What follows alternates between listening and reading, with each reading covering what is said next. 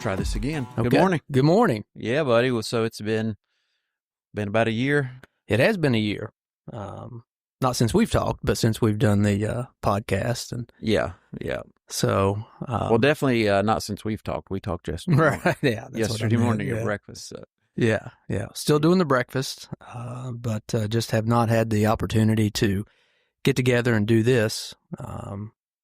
So I guess we'll talk a little bit about that. Yep, and hopefully everybody can bear with us because we are, even though we've got 17 episodes out there in cyber world, basically it's like starting all over here. And it is. I'm actually a little nervous this morning. Are you? A little bit. I don't know if I'd say nervous, but it's definitely a different dynamic than sitting in that room full of outdoor stuff than sitting in this studio with these lights glaring on our faces. And, I think from that perspective, the expectations may be a little higher. Yeah, maybe. Mm-hmm. So, being conscientious of your body position and before we really didn't have the camera aspect to it. So. And I feel like most people will probably still consume this as audio only. So I don't want to get. I'm trying to not get too I'm trying not to, because nonverbal communication is pretty important. So it's easy when you think you're being videoed to rely on nonverbal rather than strictly the verbal. And so I'm trying to put that out of my head as if I'm not being recorded on video. And even though it's hard to do that with the new setup here and the lights and the different position, not sitting straight across from each other and different things. Right. But anyway, so it's super exciting though. It is. It's very exciting. And welcome to the Ironworks podcast YouTube channel. Absolutely. Yeah, we're stoked. We got a lot of people that asked about that, and so it's all a new frontier for us. So you bear with us as we work through any technical difficulties. We've been trying to sort the bugs out, I guess. But you've put a lot of work into it. Well, I think both of us have put a lot of work into it. You're more on the engineering side and getting all this equipment set up. So I appreciate that. Yeah, it's actually been a little bit of a challenge, so that's good. And so I guess we probably need to get into it. We're going to kind of spend this first episode back, kind of saying where we've been and where we're planning to go. Yeah. It's going to be hard to think back to over almost a year of activity and life and all that's been going on. But, so initially, why did we stop recording episodes? Like what prompted that? Well, I think it was scheduling more than anything. It just seemed like we were, when I was in town, you were headed out of town. And then when I would leave for work to go out of town, you were in town. So it just seemed really challenging. Both of us have pretty full plates. I know you do for sure. And so just carving out that time. And, I think also I would rather put out quality content than quantity, So, and just trying to rush and get together and just do a podcast for the sake of doing a podcast. Yes, it creates consistency, which is important, but I think content is probably more my focus. Yeah, for sure. I think we both agreed on that early on. Like we weren't going to put something out that sounded like we just went down in the basement and, not that there's anything wrong with that, but, we wanted to put something out there that would be easy for people to consume and would be something we would be proud of. Yeah. And so, we just didn't have the capacity to do that. I don't know if we talked about it there towards the end of our last season, if you want to call it that, but, you had a new position where you were spending, up to 2 and 3 weeks in South Carolina. Correct. And, that season lasted for quite a while, several months, and 18 months. 18 months. Year and a half. So, that definitely played a part in it. My schedule obviously played a part in it, and then just the fact that we're super blessed to have this space now to where we don't have to take things down and put them back, and so that'll be a big blessing too. There was a few times when we probably could have jumped in and recorded something, but I just didn't have the hour or two I would have needed to get everything ready and put everything together. And so this is our new space. And besides just the normal challenges of life and work, we did actually, obviously we were still out doing our normal recreations and different things, and probably, at least for me, in my part, not nearly as much as maybe some seasons in the past, but still, there's been a lot of pretty cool trips that have taken place. I know I'm not sure if I had bought the e-bike before we wrapped up, so anybody that's listening, I am definitely a member of the Powered Bike Club, so all the stereotypes that go along with that, I guess I qualify now. So, well, I will say though, and it's funny, but there, in the cycling community, there has been a little bit of a stigma, at least locally. I don't know elsewhere, but e-bikes kind of frowned upon a little bit, maybe. But seeing you on it and being out with you a couple of times, it really changed my perspective. I think they're a great tool to just go out and have a good time. You still get to work on your skill set. You're still riding a bike. Yeah. I mean, it's not a motorcycle. You're still pedaling. You're still putting effort in. You're still, having to navigate the rocks and the roots and all that kind of stuff. But it does add a little bit of more maybe adventure where you can go a little longer. I know the day we went down to Canoga, you was on your e-bike, and I was on a just your standard bike, and boy, after several runs, you were a little fresher than I was. Yeah, I definitely saw your capacity to suffer that day. Because Canoga, for those that don't know, it's a bike park in North Carolina, just outside of Asheville, isn't it? Yep, close to it. Yep.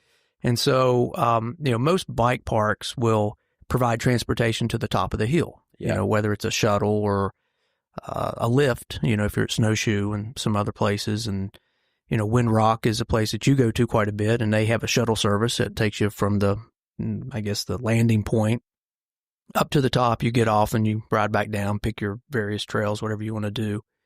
But Canoga, you go to the bottom and then you bring yourself up to the top. Yeah. It's a self-shuttle deal. And it's about a mile and a half, 2 mile climb. Yeah, but it's pretty steep. It is very steep. It's pretty steep. Either side you go up. Yeah. So, I don't know how many runs you actually did that day, but about 7 or 8. Yeah, I was talking to a buddy of mine who goes, and he was like, dude, he couldn't believe it. He said most people that are on a what they call an acoustic bike, not electric, man, they're like lucky. They feel like they did good if they get 3 runs. 4 would be a hero day, And so, well, I know you said that day you were looking to get some training in, and and I got it. I got plenty of elevation gain, and I really enjoyed it. I mean, from a training perspective, that's a great way to get some good hard training in, because it's a hard effort up to the top, and then you've got to get back down the hill. Yeah, I mean, getting down's the fun part, right? But honestly, just for the sake of the e-bike versus the manual bike, like, you're right. I'm nowhere near as fit as you, but that day you left, and I probably did, I don't know, 5, 6, 7, 8 more runs until my bike battery went dead. Yeah. So, I mean, not that it wasn't, because I mean, it's pretty sporty. So it was I've still felt it at the end of the day, but just the getting up was not a chore. Right. The getting down is the same either way. That's right.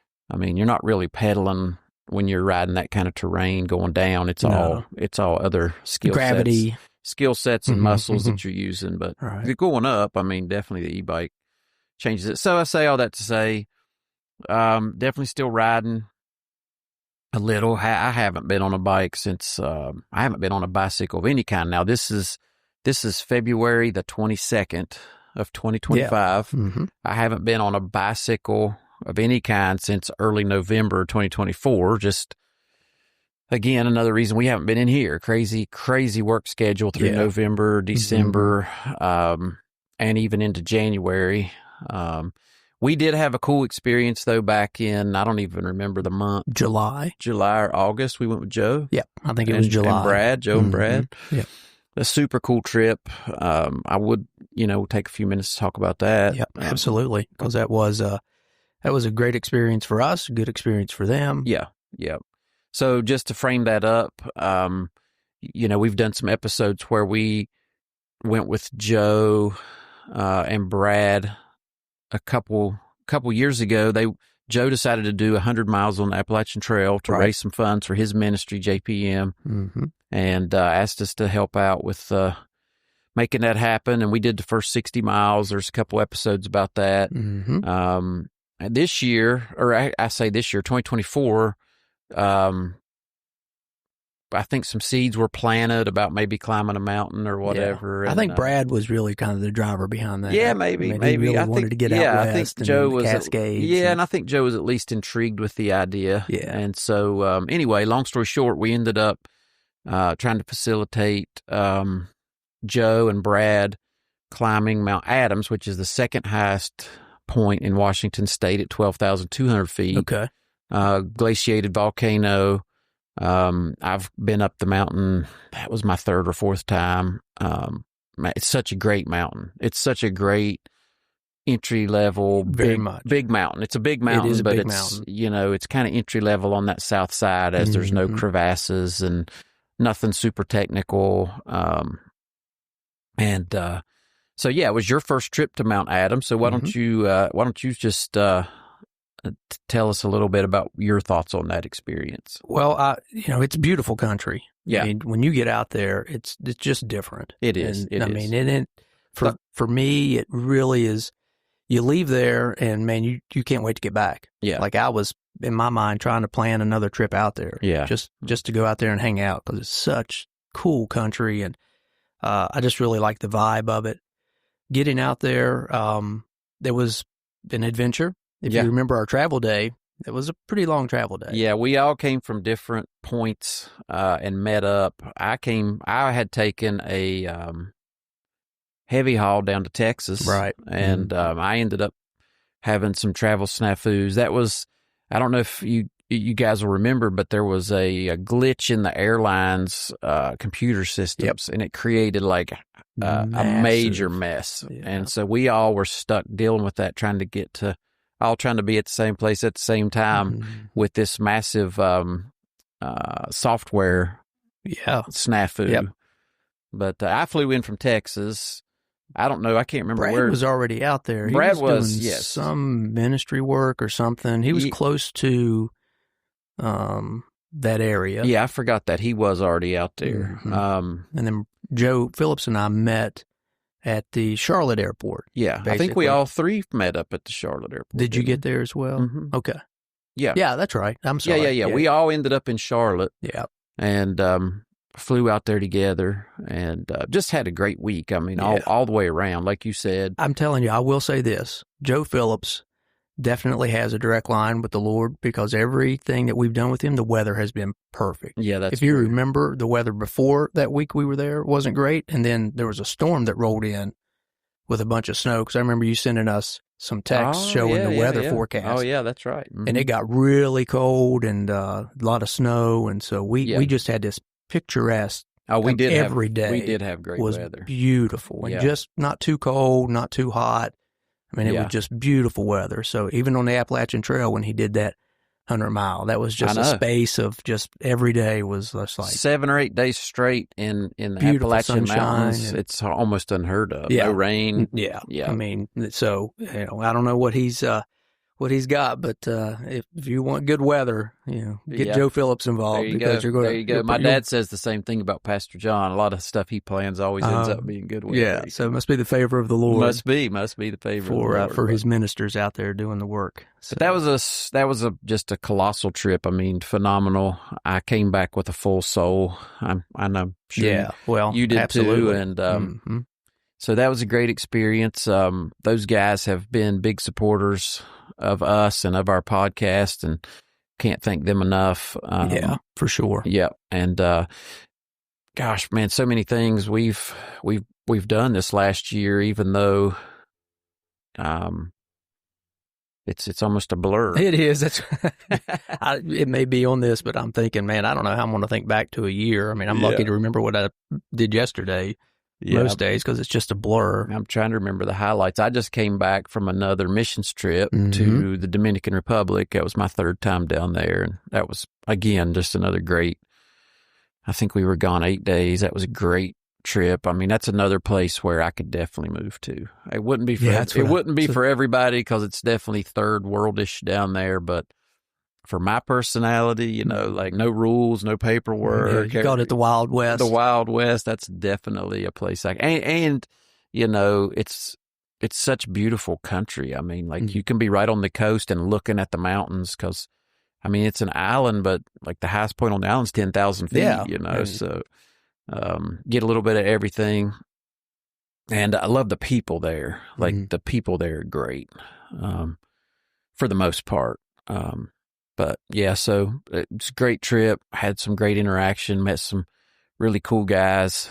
Got to spend some time with some guys that I'd known from the past that are missionaries down there. And so that was a great trip.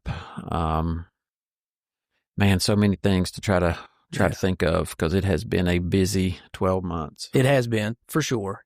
Going back to Mount Adams, though, just getting into the parking lot and getting ready, you see a lot of different, like when we was in the parking lot, it was hot, if you remember. Oh, yeah. And I mean, early that morning. Of course, I don't know, where do you start? What's the elevation of that parking area? That's a great question. Like 8,000 feet, maybe? Yes, I'd say 7,000 or 8,000. That's about right. Yeah. Mm-hmm. And then you start off on, really kind of almost like a desert terrain. It's sandy, kind of rocky. And and it the first time I was there, it was a whole different dynamic, because all of that area, that campground where we parked, that's all been burnt by forest fire. And so that's part of the reason it has that moonscape. Yeah, that's probably a better kind of has that moonscape kind description. of eerie looking, it's starting to grow back now. But so it's a very varying terrain there for sure. Yeah, because that's just hiking. Of course, you start to gain some elevation, and then you've got to scramble across some loose, I guess, volcanic rock, basically. Yeah, I mean, it's just and it's pretty loose. So I think we had a couple of moments of heightened heart rate. Joe said. Joe says in his sermon, he says, I don't think I would have died, but a helicopter would have been involved. Right. Well, I mean, it was pretty sketchy. And it was my first time anyway, kind of facilitating, having the responsibility of two other people. Yeah. In our previous trips, most of that responsibility has been on your shoulders, because you're taking care of me and make sure that I don't do anything dumb and put us in a bad place. But for me, it was the first time of, kind of, hey, it's just not about me anymore. We got two other people here that we need to make sure. Yeah. And I thought their safety first and that they enjoy themselves. But, just being in that role of facilitating was, I loved it. I really did. But it was different. It was a different dynamic. Yeah. It adds a whole different, like, when you're the one that, because, I mean, it's wilderness. It's not like you're facilitating a trip to the mall. Right. You know what I mean? Like, when you take somebody into the backcountry who has zero skills and you're responsible, I mean, you don't really escape that, No, like it's there all the time. Yeah, you're on all the time. Yeah. And you don't want to be that person that has to call for a rescue, take people into the wilderness and then let them down. Right. Whether it be you, whether it be Joe and Brad, whether, whoever the case may be. But yeah, it was really great to see you, having kind of grown into your mountaineering skills and being more comfortable in that environment, and being more aware. Like, I felt like your awareness on the mountain was on point, and just having the help, really, because I mean, there's so much work. It's so much work. Climbing mountains is a lot of work. It is a ton of work. It's a ton of manual work. I mean, just getting water. Yeah, that's what I mean. Like, we spent an hour and a half daily just getting snow and melting it and making sure everybody had plenty of water. Yeah, at least. Yeah. Yeah. Probably more than that, because I guess an hour in the morning, and then we get back to camp. It was probably another hour plus. And yeah. There's just a lot of I guess that's part of what I enjoy about it, is that it's very engaging mentally and physically. Yeah, very much so. And I know Joe posted. I wore a tracking device, and so I shared that information with Joe. And I mean, it was a lot of elevation gain, a lot of steps, pretty long days. Yeah. Where, you wake up and you work all day, and you work when you get back to camp, and then you get a little bit of sleep and you get up and do it again. Yeah. But for me, I enjoy it. Me too. That's really, like, I guess if I had to boil down, if I could pick something, like, if God gave me if I won the spiritual lottery, and I could just do whatever I want, like, that would be what I'd want to do. Yeah. To be able to just take guys into those kind of environments, not always into the mountains, but, to take guys into environments where, it's uncomfortable and it's a little scary. But, the reward of it is that you get to see something you never would have seen, and you get a whole new perspective on things. Like, I love to unlock that in a guy. You know what I mean? Like, to show them what they're capable of that maybe they never even realized. Yeah, absolutely. And I think too, I know both of us are motivated to really try to be an impactful presence in men's lives. Yeah. And so I think putting guys in that kind of situation also makes them a little vulnerable. Yeah, exactly. And you really kind of get to see, and you get to have some conversations as well that you may not have just, and when somebody's in a real comfortable position, like if you're just having coffee and, you're talking, okay, yeah, you may have some good conversation, but you get them out in the mountains and you put them in a vulnerable position like that. Yeah. And so I think it really kind of stirs that pot. And it does. And, it's funny because I was just talking to one of the missionaries in the DR about that dynamic, a guy named Mike. And I told him, I said, when you can take a man out of his normal environment, you can put him in a place where he's a little scared, he's a little uncomfortable. There's a lot of unknowns. He has to push himself. I said, it does a couple things. I used that word, vulnerability. I said, it makes him vulnerable. I said, fear and fatigue are two things I've found in myself and in other men that kind of breeds vulnerability and transparency. Like, you're not going to hide from yourself when you're uncomfortable and when you're scared. But I said, what the other thing it does is it expedites the relational process. Yes. You understand what I'm saying? Yep. Like, you take a guy out and he's got basically, I mean, it sounds super dramatic, but he's got his life in your hands. Like, you take him into the wilderness. I feel like some of the stuff we've done, like, it's kind of life and death, like you and I. Yeah. And I surely felt that way. Well, when you're in a position like that and you're trusting somebody and you're a little scared and you're a little uncomfortable and you're sharing all that with somebody else, I mean, it speeds up the relational process and in the best case scenario where there's a good outcome and you get to the top of the mountain and you learn things about yourself that you never knew, there's a trust built. And then the residual of that is when you come down from the mountain and you go back to regular life, there's this person you're close to that you trust, that you can reach out to, when the other issues of life come up. Yeah. You know what I'm saying? Yeah. Like, I love that dynamic. I think maybe it exposes character as well. I would say so. Yeah. I would say so. I just love that dynamic. I Yeah. love, sharing that with other men. Yeah. I mean, yeah, me too. I do. And, it's funny you said if you won the spiritual lottery and could do anything, because when I left there, I mean, I really, started thinking, man, I mean, this really brings out kind of who I am. Yeah. Right. And so I thought, man, that'd be just a tremendous ministry to be able to just do that. I say that, because we do it recreationally and you get a few days out there, and I know guides and people that live that lifestyle. It's a grind, and it'll wear on you after a while, and maybe it even just becomes mundane to an extent. But having that opportunity to minister to men and be in that situation, as you were talking, I think that's probably. I never served, but I'm sure men that have served and women, and they find themselves in a battle situation. And you hear, if you're a fan of history or like those type of books and stuff, and you hear or read about the bonds that are, made in the foxhole, so to speak. Yeah. And those are lifelong bonds. Yeah. And these are, and I'm sure it's even more intense than anything we would do recreationally, not to take away from that at all. Cause I mean, that's, but I think it just speaks to the dynamic there. I think it's true across any spectrum that, you put people in that situation, they're vulnerable, and all the things that we talked about. I think that does expedite, as you said, the relationship process. And just to spiritualize that a little bit, I mean, we're in a war, like we're in a battle. Absolutely. And we ought to have people that we consider fellow soldiers. And I mean, I'm not trivializing,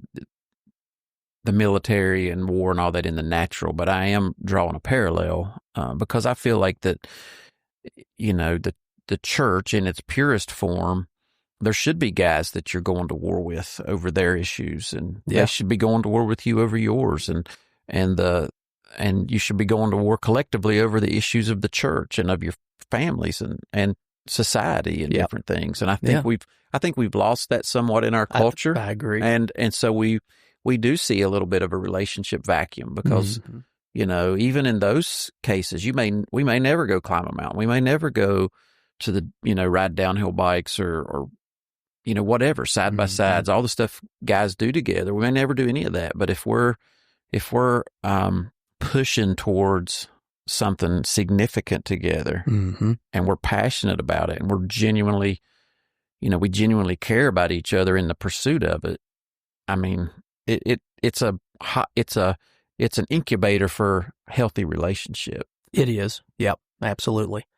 And I think, just my opinion, I think we have lost sight of that, in the church as a whole. I think we forget that we are in a battle a lot of times. Yeah. And if we treated our, relationships and, how we interact and understanding that, I think it would change a lot of how we interact with each other. Yeah. Or we recognize it's a battle, but we try to fight it by ourselves. Well, that's very true. Because we're either ashamed to that's a great point. Bring another man in, or, we don't have another man, which is an even sadder thing. Yeah. But it's a fact. I mean, it is. There's a lot of men out there, and my heart goes out to them. There's a lot of men out there that just don't have a relationship where, they can go and say, hey, I know this is this, maybe I'm ashamed of this, or, whatever the case may be, but this is my struggle. That's a tough, I'm so blessed to have so many good men in my life, but, man, if you're listening to this, don't live that way. Right. Go back to episode 1. Listen to listen to the episode on friendship, and, there's somebody, get involved, go to your men's breakfast, go somewhere and find somebody that you can relate to. And even if you start out just, going and shooting shotguns or going and playing golf or whatever, just find somebody to build a relationship with so you don't have to go through life alone, because it was never intended for our wives to be our best friend. You know what I mean? Like our wives have a specific role, but I feel like men need other men too. And absolutely, you know, there's going to be things you just can't talk to your wife about, and even if you do, she's not going to understand it. She's never going to see it through the same lens, you know, that you do. And so, anyway, all that to say, it's so rewarding to get to go out and spend time with these men. Because, I mean, you know, it's not just like we're sewing into them. They're sewing into us as well. Oh, yeah. You know, Brad and Joe, Pastor John, you know, all these guys we get to spend time with, these are some sharp people. I mean, we got, I don't even have them all up here, all the books Brad and Joe have written. Right. You know, I mean, these guys are sharp. You know, these are guys that I want speaking into my life. And so being able to get to facilitate something for them adds a lot of value to my life, adds a lot of value to your life. It does. Yeah. Well, I mean, it's shaped the man I am today. Yeah. Yeah. You know, not that I'm a finished product. I'm always, you know, we're always growing, always have challenges. But yeah, I mean, that definitely, you if you have that goal and that desire, then you're going to want to put people like that in your life. Sure. You know, and you're going to want to be around them. Yeah. So, yeah. Speaking of good friends, when you mentioned today's date, very good friend of both of ours is celebrating a birthday today. So happy birthday to C.L. Wilkerson. Oh, yeah. Man, I'm the worst at that. I don't keep up. I don't have them in my social media or anything. So, yeah, happy birthday, CL. If you're listening to this, for one, yeah, and I'm like you. I mean, CL's perpetually young, too. I don't know how old CL is, and we probably won't even say no, it. I wouldn't. But I know. But he just took me pheasant hunting last month. Or in January. I don't even know what month it is now, but yeah, CL invited me with all his other boys, Jason, Jay, Carter. Right. We all went pheasant hunting in Ohio. Man, what a great time. I mean, that dude's so much fun. Mm-hmm. You know. He is, he's a great guy. Absolutely. But, you know, 222, I just, for whatever reason, that number sticks out in my mind. So I can remember his birthday when I forget a lot of others. Yeah. For whatever reason. But anyway, I just wanted to say happy birthday, shout out to no CL, doubt. because he's impacted our lives. Oh, for sure. Tremendously. Yeah, another guy that I've spent a lot of time with him. I remember one time we went to Mount Rogers in January just to see what it was like. Right. He still talks about it. Yeah. Every time we get like negative 15 wind chills and snow, he'll send me a text. It's a great day for Mount Rogers. Right. Yeah. Because you guys tromped through quite a bit of snow. Quite a bit of snow. It was like the wind chills were well into the negatives. I mean, it was crazy to be up there. But hey, man, we did it. We did it. We lived to tell the tale. So. Yeah. So you got a great story, another bonding experience. Yep. You know, and sometimes you have to get out of that comfort zone to. Oh yeah. You know, to do that kind of stuff. I've honestly, I was thinking about it in the DR, like probably in the past year, I've spent less time being uncomfortable than I have in the last 12 or 13 or 14 years. And I'm like, man, I can't make this the trend. Like I've got to figure out, like, schedule wise or something. I got to figure out how to get back out there. I don't want to just all of a sudden slip into being an old man and being comfortable all the time, right? Not pushing myself. And so, I mean, not that I'm not still out. I mean, Kelly and I just went over to Endless Wall and, you know, took a hike. I'm trying to squeeze things in when I have time, but it seems like with the demands of work and all, there's just not been as much discomfort, you know. Yeah. And I think there's a lot of value in it. I think there's a lot of value in suffering, and so I'm trying to rally and challenge myself to, because I know you're still I don't think maybe you suffer more than you're comfortable. It seems like sometimes just with your pushing yourself. And I try. I really do. That's just for me, it's something that I just want to have a priority and just try to put myself in uncomfortable situations. You know, there's a quote out there. I think it was from Mike Tyson. I've seen it a handful of times. You know, you gotta do the things you hate doing, but do them like you love them. Yeah. And so, a lot of times I do things that, I'm just like, this is not what I want to be doing right now. Yeah. But I know it's got to be done. Yeah. Well, I know you stuck one of your trophies up there, Virginia State champion. And I've got it written in black marker on the wall in my shop. It says a champion will do every day what an average man will only do occasionally. Yeah, that's great. And it's the same thing. Like, but I've fallen into the more like just trying to get through the days. And I mean, it's a lot of work and there's a lot of stuff going on, but over the years, I've gotten to where I can manage that stuff pretty easily, and so there's not a lot of suffering involved. Yeah, like I'm not pushing myself real hard. Mm-hmm. And so I've got to being a little bit. I guess I'm confessing that a little bit here. Like I got to get out there and suffer a little bit. I'm kind of looking forward to it, to be honest with you. So it's been a whirlwind of a year. I had something else that just popped into my mind that we had done, but I can't remember now what it was. So where are we going? Where are we going with this podcast?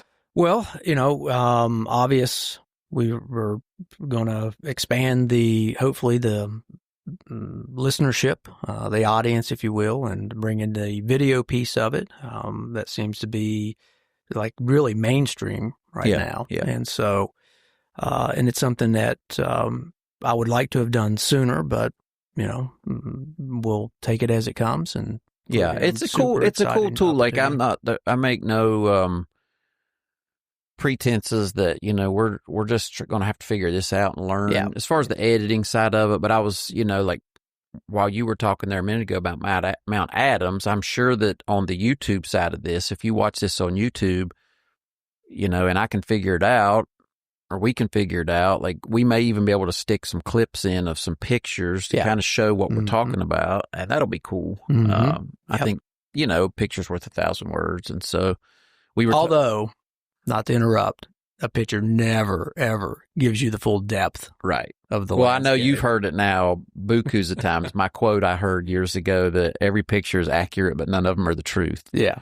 And very much so. Yeah. So, but you're right. Yeah. Just being able to kind of visualize that and see that. And, just even thinking back to, I know we did do several other things but just in that Mount Adams vein, just seeing Joe being able to summit and, make those last few steps to the very top up there. And, I mean, that was a great accomplishment for him.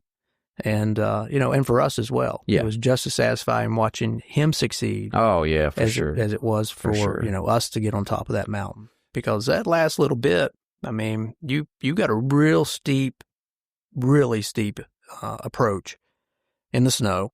You got crampons on, we're doing the zigzag approach, and then you kind of flattens out a little bit, and then you've got that last push.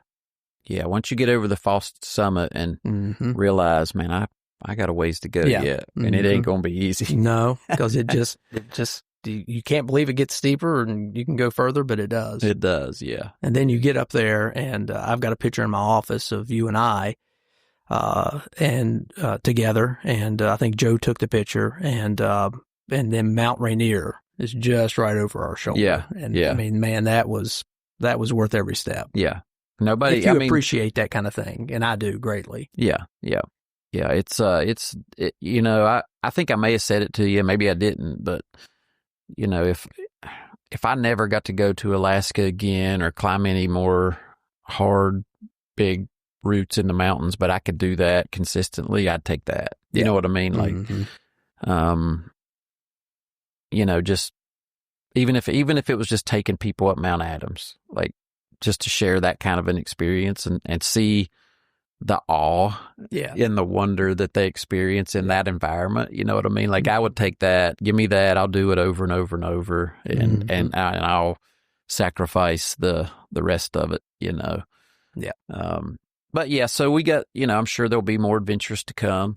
Oh, for sure. But here, I think, we're going to go down this avenue. I think, we'll talk about adventures as they come, but, our focus too is, I think to be more of a resource for guys. Yeah.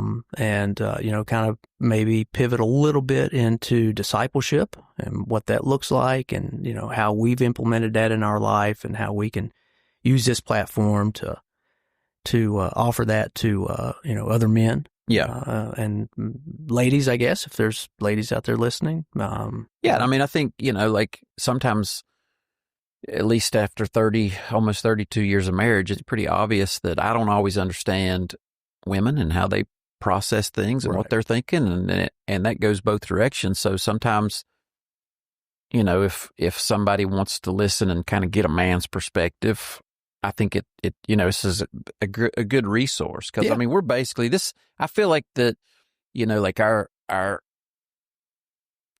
objective is kind of we're just talking, but we want to see the health of the whole man. Yeah. Like we're not just talking about spiritual life. We're not just talking about family life. We're not, we're talking about work life, recreation, the whole man. And, I do want to, I think I said it to you when we were trying to gear back up.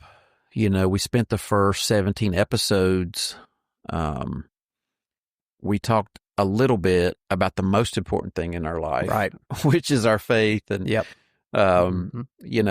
that's all great. It comes easy, but, like if how much easier is it to talk about the most important thing in your life? Right. You know what I mean? Or like spend the bulk of our time. And so we don't know. We don't script this, as we've said in the past. Like this is like literally we didn't even talk about what we were going to talk about we just showed up here. I literally showed up here at 7:05 and we did a couple little mic checks and then it was like, okay, nothing to it but to do it. And I think, I think the headphones on. I think people appreciate that because it is like completely genuine and legit. Like we can see a monitor right there that's got our, make sure we're still recording essentially. Right. And it tells us we're 43 minutes in. Yeah. But other than that, we don't have any other, like there's no prompters. No. I mean, we just wing it. Yep. And, but I do think that resonates, cause I mean, I feel like I think we genuinely have the gift, you and I, of having easy conversations. Yeah. Just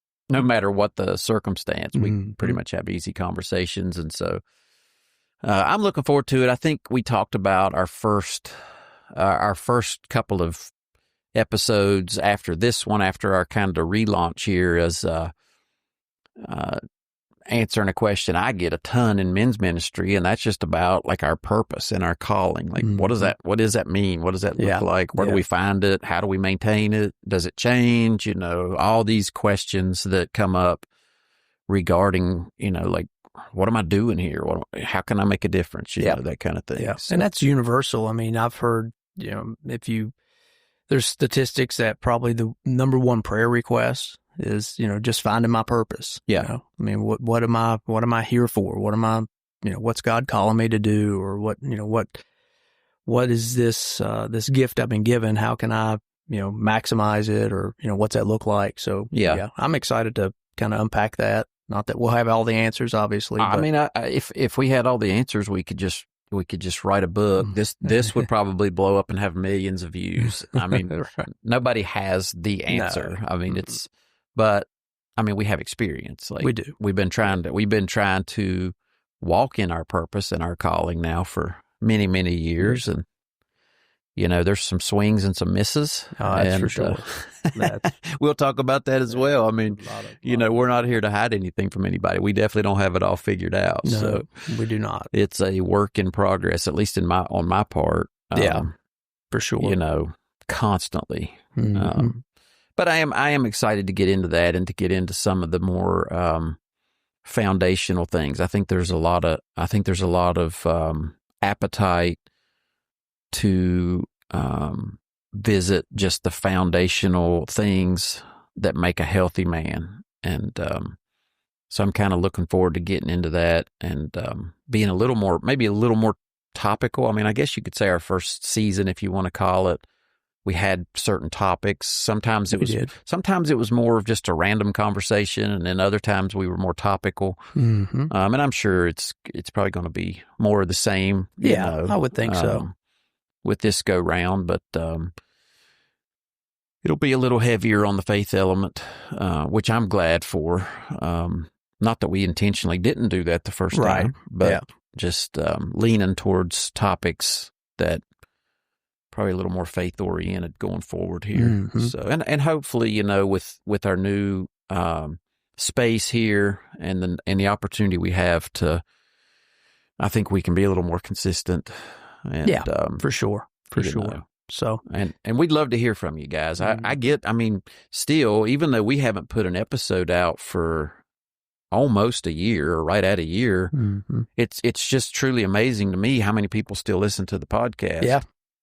And I still get feedback, which I greatly appreciate. You know, it's super helpful to get feedback. And, you know, that's not just positive feedback. We want to, you know, if there's something like that we're doing that's irritating or, you know, you want to, I mean, we can't. Quit breathing so heavy into the mic. We can't change who we are fundamentally. No. But we do want to, if there's something you want to hear us talk about or episode explore, ideas. I mean, man, that's like huge, because one of the big challenges of doing a podcast is just content, you know, like quality what content. do people really want to hear us talk about, you know, because, I mean, they definitely don't want to hear a lot of the stuff we talk about at breakfast, because a lot of times that's just life stuff where we're just kind of venting through our work week or, you know, challenges we have or relational kind of things where we just bounce things off of each other. And so we definitely don't, we definitely don't want to do that here, but,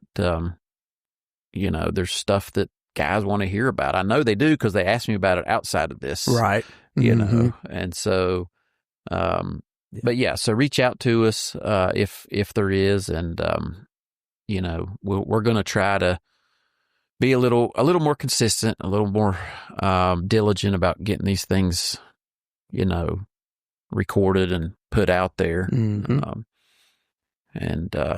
So looking forward to it. I know, appreciate you, coming in this morning. God, it's not bad for me, because I'm about 6 or 7 minutes from here, but you have to come all the way across town. So yeah, that's fine. That's fine. I was like, dude, what'd you do? Sleep at the studio? It's like at 6:45. He's like, yeah, I've been here just kind of getting things set up. Well, I'll be honest with you. I had my alarm set for 6, but I woke up at 5. And so you can only sit in there and watch YouTube. Or, you know what I mean? Yeah. I got up, made coffee, ate a bowl of cereal, watched a little YouTube, and then I was like, well, you know, I'm just wasting time at this point. Yeah. So. No, I get it. Because I'm planning I chuckled at that. I was like, man, dude, would you just sleep at the studio? Because you was down here yesterday for, you said, a few hours. Well, I was. I mean, I'm in a unique position because Tracy's out of town. Mia was working last night, and then she had to open this morning, so she had to be at work at 6 this morning. Oh, okay. So I mean, I'm there by myself. So like yesterday evening, rather than just going home, because it's so cold and nasty out. Like, there's nothing to do outside. We have had a winter. Yes. And so rather than, you know, go home and just do the same thing, do a little laundry or whatever, I just stayed down here. We had a few kinks we needed to work out. Yeah. So, well, I appreciate it. Yeah, it was, you know, and it's actually good to have something to focus on rather than just go home and wish you could be outside or wish you could do this or wish you could do that. Yes, I know. I wish. I wish we could be outside. I've been doing the indoor training for longer than I thought I would. Yeah, so one thing we didn't bring up that I think we definitely need to get down here is you finally, after you said 10 years? It's been right at, on and off, but I'd say 8 out of the last 10 years I've tried to get in. So what that means, try to get in, you've put your name in the lottery for the Leadville 100 mountain bike race. Correct. Which is a very elite race in Colorado. Mm-hmm. Obviously, there's, I guess, thousands of people trying to get in. And so they do a lottery system, and maybe you get in and maybe you don't. Right. And finally, after nearly 10 years, you got your letter, your email saying that you had gotten selected to participate. Mm-hmm. And so you're planning to compete in the Leadville 100 on a single speed. That is correct. Yeah.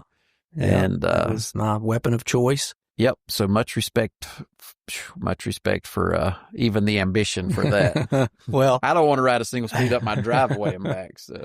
Yeah, I have to admit, man, something that's just been a bucket list for me. It's I guess maybe like going to Alaska and doing Denali or something, right? I mean, just being able. That's a very iconic mountain bike race. Very hard to get into. They do have some qualifying races that you can go, but they're all out west, right? So for me, logistically, it just never has worked out. There's some other channels that you can get in, but I mean, you basically, it's now part of the Lifetime Grand Prix series, so that has brought a lot of notoriety and attention to the race. You've got riders from all over the world now that are competing in the pro elite category, and then, for amateurs like me, you can qualify through some races, or you're just subject to the lottery. And so, the first year I entered, I just knew for sure I was going to get in. I just did. And so I went out hard and heavy, started training, and got the email, and I was not selected. And there's a funny story because a buddy of mine that I would ride with and was riding with at the time quite a bit, he's a little bit more road bike oriented. So the system was a little different then, but basically I think we were hanging out right around New Year's Eve, and that was kind of the deadline, December 31st. And so I'm chuckling because I've heard this story. Yeah. So, but just to bring a little, I don't know, context, color inside the lines. So this friend of mine, Brian, it's like 11:45 and the cutoff's midnight, right? And so I'm telling him about it, and he kind of gets excited, and he decides to enter, right? And so I entered like day one. As soon as they opened the lottery, man, I put my name in there and went through their questionnaire and did all that. And anyway, so they didn't make the announcement until like mid-February back then. So I get my email, thanks, but you wasn't selected. Well, I get a text from Brian who said, "Man, I got in." I was like, "You gotta be kidding me!" And so anyway, I was a little that hurt a little bit. Yeah, so, no doubt. Anyway, he did not end up going. I told him he should have played the lottery that year, because he also he entered a lottery system. I guess out in Montana, they do a lottery for like elk hunting or something. And so that same year, he got a ticket to go out. So he and some buddies went out and did some elk hunting instead. So I think the next year I didn't. But then, I kind of got over that and started, just been a bucket list. And so when I got the email on January 7th, I was at work, and I was in my office. The door was closed, thankfully, because I'll be honest, I got a little choked up. Well, I knew you were excited because I very seldom ever get texts from you when you're working or anything like that. But in the middle of the workday, I got a text saying you got in. So I knew, dude's pretty stoked. I was very excited, really excited for a few days. And then, what did I just get myself into? Yeah, reality. Yeah. I'm like, holy cow, man, that's 105 miles. You start at 10,000 feet in Leadville, Colorado. You make your way up to Columbine, which is about 53 miles out of town. You top out at just under 12,500 feet, and then you turn around and you go do it all over again. Yeah. And there's over 12,000 feet of elevation gain in that 105 Well, miles. even worse than that is you've got 8 months of hard training and discipline and suffering and then the logistics of it. So it's a big deal, and I'm stoked for you. Didn't want to we're kind of hitting the highlights here of the last year, and that was a big one. So. It was, that was a big one to get into. And so I'm excited, and that's kind of where my focus is. I had originally planned to just do some ultras locally. There's a race director that has 3 different races here in the New River Gorge, 3 different formats. And so that was kind of my plan. And I was just going to run this year and, just go ride with you, just recreationally. But then I got that email. And so all that kind of got, pushed to I still may try to do the 100-mile race, foot race in October. We'll see. I've already entered. So well, that's after the Leadville. Yeah. So I'm hoping I can carry that fitness into, that 100-miler. We'll see. If that's the case, that'll be quite an awesome year. Yeah, no doubt. To be able to do those two things. So excited about that. But I'm itching to get outside. Oh, yeah. I mean, I've already spent so much time on the trainer indoors. Yeah, I can't tell you how much lifting and, you know, being in that indoor environment, man. I really need to get outside. Yeah. So it was nice, you know, because last week I was in the Dominican and, you know, it's 85 degrees and sunny every day. We had great weather. And, you know, there was a couple days where we had time. I know I took some guys. It wasn't very far, maybe a mile. We went down a beach and up on some cliffs and just did some diving and jumping off those cliffs. And there was like I don't know, somewhere along the line, somebody had bolted a stainless steel ladder to the cliff to get back up. But the waves and the surf had bent the ladder up under the cliff because these cliffs were kind of like overhanging. Overhanging, okay. And so the bottom of the ladder, so you're kind of climbing overhanging, you know, and it was slick because it's stainless steel and it's been in salt water. Sure. So it was a little bit strenuous just getting back up the ladder. But man, we all jumped probably, I don't know, 6 or 7 times each. How high would you estimate? It wasn't super high. I'd say maybe, if I had to guess, I'd say maybe 15, 16 feet. Oh, okay. I mean, it's pretty good waves. Yeah. But not like, we weren't diving like you see cliff jumpers, you know. Yeah. Nothing like that. But it was fun. But then we ended up, one of the missionaries, there was 2 missionaries that went with us to the cliffs because these are young guys, you know, they're there, down there, soccer's life, you know. Right. Yeah, and for so, sure. And these guys are really good soccer players. Like they had a soccer game against some of the high school guys that are soccer players. And they made them look bad. Oh. I mean, and these guys are like in their 30s and 40s. Okay. Yeah. I was their practice goalie. And so I took a few pretty good shots. Oh, did you? Yeah, I did. But they're like very athletic and so a couple of them went with us to the cliffs and the one guy, Mike, he decided he wanted to race back. And so you're kind of running in deep sand and it's a good workout. It was a great workout. It was a great workout. But it felt so good to be out doing something. Yeah. You know what I mean? Like even one day I was just out working on buses and it was just like, man, it's so nice to be outside. Yeah. What was the temperature? 85. Yeah. Yeah. It's been single digits here for a few days now. Yeah. And we've had snow on the ground, I think, since early January. It seems like. I mean, literally. Yeah. We had one day, I remember, just a couple weeks ago, but still a lot of snow on the ground, but it did get up into like low 60s. And so I got out and did a ride just because I had to. Yeah. I guess we can leave it at this. My dad told me yesterday he'd heard a joke. Somebody said, Trump's been in office only a month, but he's already fixed global warming because it's been such a bad winter here. Yeah, it has been for sure. No, that's funny. Yeah. So man, it's been nice getting back in here and shooting out a conversation, and I'm sure that as knocking the rust off. Yeah, knocking the rust off for sure. I'm sure as we get back into this, it'll flow a little better. Yeah, I mean, it's felt pretty good this morning. It has. Yeah. So cool. Well, man, have a great afternoon and enjoy your family. And I guess we'll see you in a week or 2. Okay, buddy. We'll see you. Yep. See you guys.